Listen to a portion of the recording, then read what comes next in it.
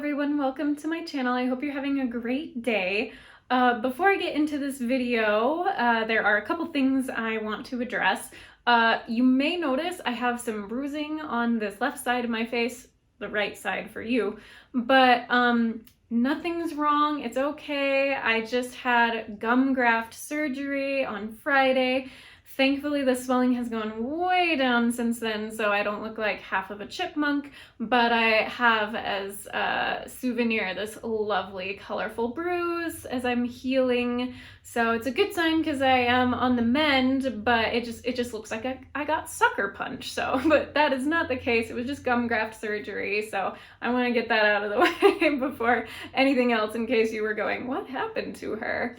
And then I want to talk a little bit about my website. So CoreyFrankCreates.com, you can see it down at the bottom here, is my website. It's basically the landing page for all the things I offer. So the painting parties and private lessons that I offer, which are in person. So unfortunately, if you don't live in the area, that at this point, you wouldn't be able to take advantage of those. But I also have an art shop on a Redbubble, and so that's what I want to focus on today. It is one of the main ways for me to support myself now that I have just recently committed to art full-time. You can go there, make a purchase of any item, and I get a commission off of every sale. So a bunch of my watercolor artwork is loaded. I have chosen which products to put them on. Redbubble has the products, anything from like mugs and stickers to traditional art prints. So I would love it if you go take a look there, see what I have, and consider purchasing something for a gift in the future, or even just for yourself if you really like what's on there. So that is, again, my Redbubble art shop. There's a link right here down below specifically to my art shop, but you can also get there from my website. So, and all of these links are included in the description of this video, so you can take a look at those there. Okay. Thank you for bearing with me for that long intro. I have a time-lapse tutorial for you today. It's a watercolor painting of an eye, and I know I have done several videos about eyes before. They're one of my favorite subjects. I learn something new each time, and hopefully you'll get something new out of it as well. So let's go ahead and dive right in. So to start, I'm mixing up a skin tone, and I think that kind of orangey yellow color, somewhat in the middle on the left side. I thought it was raw sienna, but I think the one right above it is raw sienna that's a little more yellow, so I'm not sure. That's a very old paint, and I no longer have the tube, so something like a raw sienna, only a little more on the orange side. And then also the burnt sienna, which is a very deep orange brown. So I mixed up a wash of that and then just applied a layer over this whole eye. And you can see that my drawing is a bit darker than normal because I realized I wanted to take the washes and put them completely over the pencil lines and have the pencil lines still show through at the beginning. And then the more I paint and the more layers I add, those pencil lines will completely disappear because they will get covered up with the paint. But if you've seen any of my other videos before, you know that working in layers and building up the dark tones and the shadows is what really helps make something more realistic. Here you can see I'm completely painting over the iris, even the pupil, with that burnt sienna color.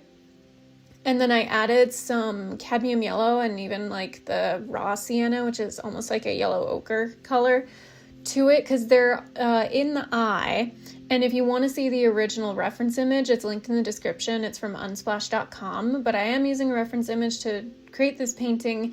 And in the original image, the brown eye has a bit of a kind of yellow glow in the back. So as I build up those layers, you will kind of see the reason why I laid down that very light yellow layer is to let that show through.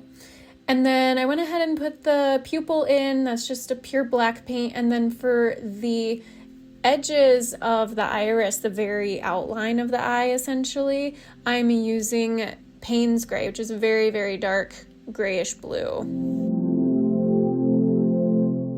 And this is going pretty quickly. I sped it up quite a lot. The total painting time itself was about 2 hours and 15 minutes or so, or 10 minutes, something like that. But you can see that I am just kind of building up in layers, and I only use 2 different paint brushes for this. I used my Slanted flat brush, which is the one that's currently in my hand, and at the beginning when I was using those loose washes, when I was applying those loose washes, I was using my round size 6 brush because it's really good at it's a very flexible brush, and it can also come somewhat to a point, so it was good for just kind of putting general light shades. And then when I get to the more detailed work, I've transitioned to this slanted flat brush, which comes to a very nice point, and at the highest tip it comes to like a very fine point, so I can paint very fine lines and details. Just like here, you can see me adding those fine lines in the iris and around the edges of the eye, as well into that corner where I'm building up. I started off with cadmium red medium kind of in that corner, and then there's some alizarin crimson underneath in the skin. So I am adding some reds in here along with my mixed paints, because there is a lot of kind of reddish tones. There are a lot of reddish tones to this person's skin. Trying to work, and initially when I kind of just applied that first wash, and then as I keep building up, trying to smooth out the edges as I go. So that is a little bit of like damp into wet technique. So it's not like a pure wet into wet technique, because I don't want the edges to bleed too much. The brush is still wet and the paint itself is still wet, and then I'm dabbing the brush so it's only damp, and then smoothing out those edges. This is, I'm sorry, the name of the paint, the color of the paint escapes me. I'll think of it in a little bit. Sepia. The sepia brown is what I'm using for the hairs of the eyebrows. And then I used my pen and nib and white ink. I kind of very briefly showed it there because it's time-lapse. It didn't show very, very long, but Dr. P.H. Martin's white India ink. I used the pen and nib and the India ink to draw the lighter lines of the eyelashes. Here you can see it again. I'm just kind of adding those in because there's kind of light hairs. But then I will later go over with a little bit of paint, because they weren't necessarily a pure white in the photo. They have like a yellowish brown, reddish orange hue to them. So, but I wanted those because I was not going to avoid painting those in. With watercolor, you want to try and maintain your highlights, but when they're so finely detailed like that, unlike that highlight in the eye, you just go back with a different medium, either ink or white gouache paint or something like that. I also know a little bit use some white gouache paint as well, because my pen and nib were not necessarily cooperating as well as I wanted them to.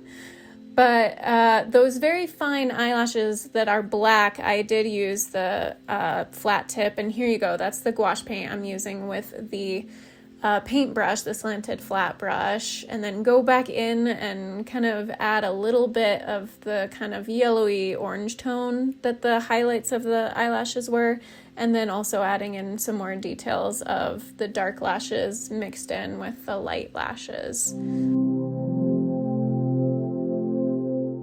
Just making sure those shadows are as dark as they can be. I did add a signature and notice that the left side of the eye needed to be a little darker compared to the reference image, so I did that, and then here's the final piece.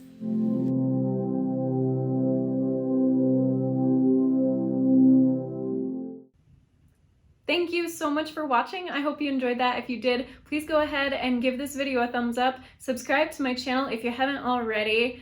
Until my next video, be kind to yourself, be kind to others, God bless, and I'll see you soon.